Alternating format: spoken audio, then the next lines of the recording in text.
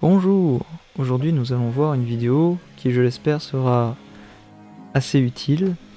Assez utile parce que nous allons voir les concepts clés de la philosophie utilitariste. Quels sont les concepts clés de la philosophie utilitariste? Il y en a trois grands. Premièrement, il y a le déterminisme. Deuxièmement, il y a l'hédonisme. Et troisièmement, il y a le conséquentialisme. Le déterminisme, c'est une conception selon laquelle le libre arbitre est une illusion, car les conduites humaines sont toutes dérivées de penchants naturels, à juger nuisible ce qui les fait souffrir, et à juger utile ce qui leur procure du plaisir. Chaque homme cherche à maximiser les plaisirs en quantité, en intensité et en durée, ce qui implique qu'aucun acte n'est désintéressé. Il faut être réaliste avec les hommes en les prenant comme ils sont, et non tels qu'ils devraient être, et ainsi il faut les éclairer sur leurs intérêts bien compris. Pourquoi cette photo de Voltaire et celle de Rousseau? C'est parce que Voltaire encourage justement à la maximisation de ses plaisirs, et il voit la société et il prend les hommes tels qu'ils sont, alors que Rousseau, lui, considère que le savant, le philosophe, doit rêver une société et doit demander le maximum de changements pour que ceci aille dans le bon sens bien entendu, qui n'est détenu que par celui qui l'exprime. Le deuxième point de l'utilitarisme, c'est l'hédonisme.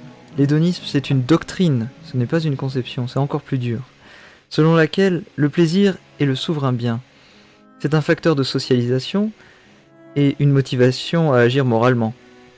L'hédonisme est à opposer à l'ascétisme et au dolorisme, qui valorise la souffrance. C'est un petit peu Maître Yoda. Anakin, il a envie de s'éclater avec Padmé, alors que Yoda lui dit que non, il va falloir se calmer, jeune Padawan, sinon tu vas souffrir. Mais bon, l'hédonisme considère que les Jedi et l'ordre des Jedi, c'est pas terrible, et que la maximisation des plaisirs doit être réfléchie et compatible avec le plaisir des autres, bien entendu. Sinon, tout s'écroule. Enfin, le dernier point, c'est le conséquentialisme. Le conséquentialisme, c'est une conception de la justice selon laquelle les conséquences de l'acte comptent plus que la bonne intention. Elles doivent être calculées en intégrant les critères d'utilité ainsi que de qualité, mais aussi et surtout, en fin de compte, de l'espérance de vie de chaque concitoyen.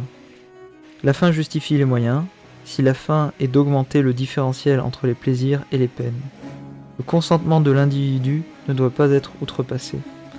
C'est ce qui diffère grandement le conséquentialisme qui nourrit l'utilitarisme de Bentham de l'idée de conséquentialisme de Saint-Simon.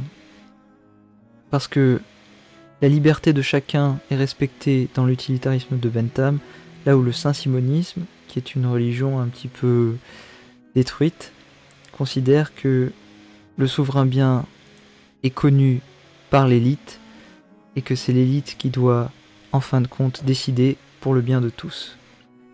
Tout ceci pour dire que nous avons vu les concepts clés de la philosophie utilitariste. Il y en a trois à retenir. Premièrement, le déterminisme. Deuxièmement, l'hédonisme. Et troisièmement, le conséquentialisme.